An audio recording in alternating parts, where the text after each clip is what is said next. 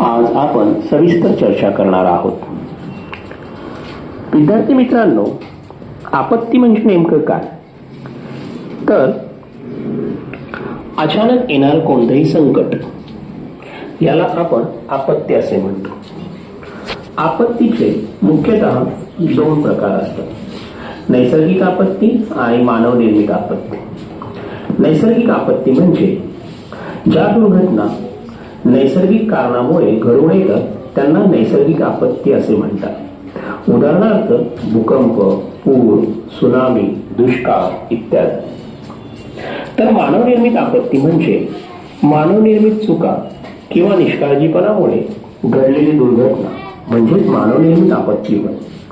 उदाहरणार्थ अपघात, दंगल, आग, युद्ध, विषबाधा, गॅस गळती इत्यादी.